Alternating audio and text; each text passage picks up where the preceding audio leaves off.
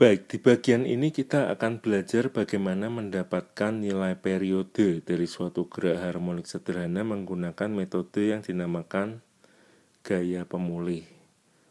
Serta nanti di bagian kedua kita juga akan mencari periode dengan menggunakan konsep momen gaya pemulih. Nah, di bagian pertama ini kita melihat terlebih dahulu tentang suatu gerak harmonik yang geraknya adalah gerak translasi.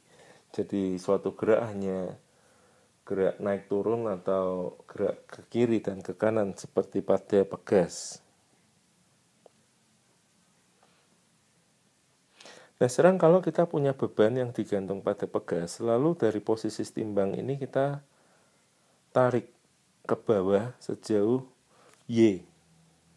Nah, tentu ketika kita lepaskan beban itu, dia akan kembali naik ke atas oleh karena suatu gaya tambahan yang kita kerjakan tadi, yakni gaya pegas, di mana nilainya adalah sebesar konstanta dari pegas itu dikali simpangan yang kita kerjakan, yakni sejauh Y.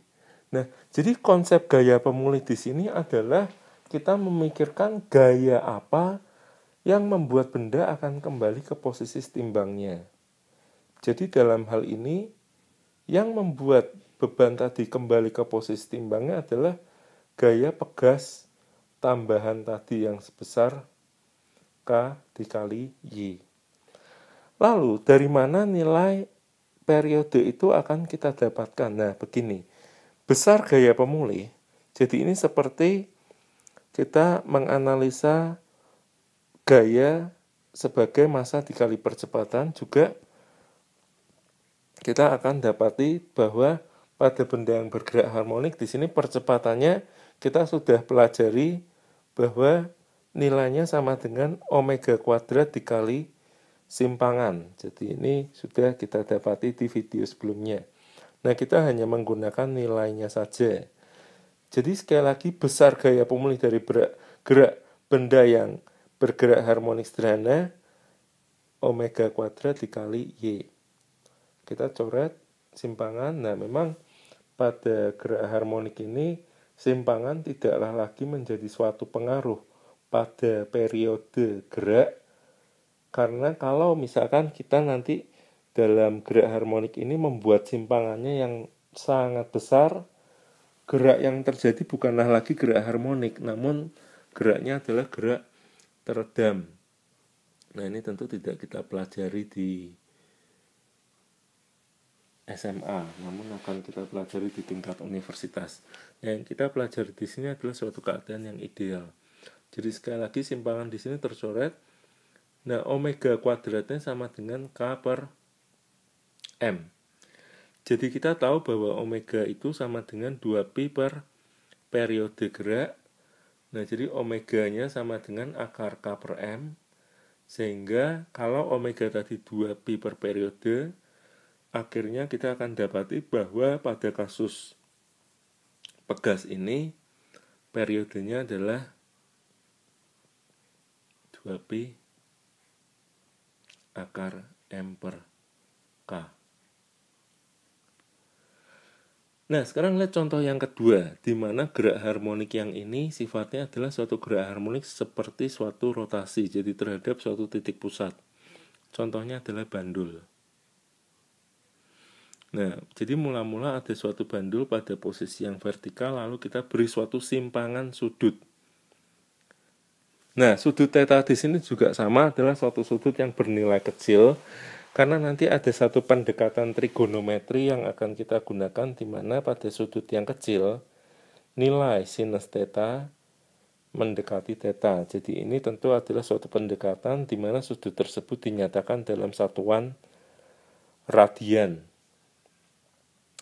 Baik, ketika bandul itu kita beri suatu simpangan sudut yang kecil, maka sekarang kita akan memikirkan momen gaya apa yang membuat dia akan bergerak kembali ke posisi timbangnya ini.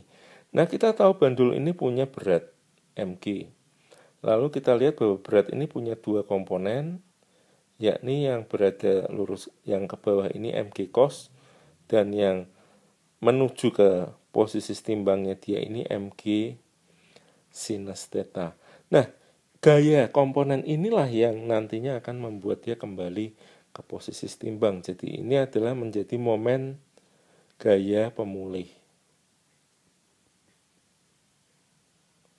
yakni sebesar mg sin theta dikali jaraknya yang adalah panjang dari bandul ini, L. Nah, momen gaya pemulih kita sudah belajar di dinamika rotasi, besarnya sama dengan inersia benda dikali alfa. Sama dengan mg sin theta dikali L. Nah, alfa di sini besarnya bagaimana? Kalau kita sebelumnya sudah belajar bahwa nilai dari percepatan gerak harmonik adalah omega kuadrat dikali simpangan. Nah, ada analogi yang sama di mana pada suatu gerak harmonik yang berayun seperti bandul ini, maka nilai alfanya sama dengan omega kuadrat dikali theta. Lalu nilai inersia dari bandul ini sama dengan M kali L kuadrat. Jadi kita bisa lihat di sini, pertama massa tercoret, lalu L juga akan tercoret 1. Nah, kemudian kita gunakan pendekatan bahwa pada sudut theta yang kecil, sinus theta mendekati theta. Jadi ini juga sinus theta dan theta tercoret. Maka kita hanya tinggal omega kuadrat sama dengan G per L. Jadi omeganya sama dengan akar G per L. Nah, kalau omega itu 2Pi per periode, maka akhirnya kita dapati periodenya 2Pi akar L per G. Nah, kita coba satu soal lagi. Sekarang adalah sebuah batang yang diporos di ujungnya sini, lalu kita ayunkan sehingga dia nanti akan bergerak harmonik bolak-balik seperti ini. Nah, sekarang batang ini tentu punya suatu simpangan sudut awal theta. Kita lihat bahwa batang ini pusat masanya di tengah-tengah, yakni sebesar mg. Jadi momen gaya pemulihnya sebesar mg dikalikan dengan jaraknya ini. Nah, ini kalau misalkan panjangnya batang ini adalah L, pusat masanya ada di tengah-tengah batang, dan ini tadi sudut theta, maka lengan momen ini yang sepanjang ini adalah setengah L dikali sinus theta. Lalu besar momen gaya pemulih inersia dikali alfa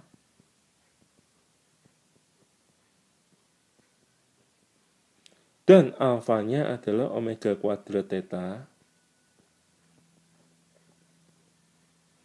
Nah, jangan lupa batang yang diporos di ujung sini punya momen inersia. Ini bisa dilihat di tabel, yakni bernilai sepertiga.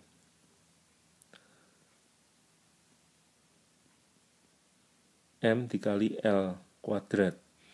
Baik, nah ini sekarang tinggal bagian coret-coret. Theta dengan sin theta coret, karena untuk sudut theta yang kecil dalam radian nilai sinus theta mendekati theta. Lalu massa juga tercoret, L coret 1. Nah, berarti kita dapati bahwa nilai omega kuadratnya sama dengan 3/2 dikali G per L. Jadi omeganya sama dengan akar 3/2 G per L. Nah, omega adalah 2Pi per periode. Jadi di sini kita dapati nilai periodenya nanti 2Pi akar 2/3 G per L. Nah, jadi diharapkan dengan dua contoh ini kita bisa nanti mendapati nilai periode dari suatu gerak harmonik, baik menggunakan metode gaya pemulih ataupun momen gaya pemulih.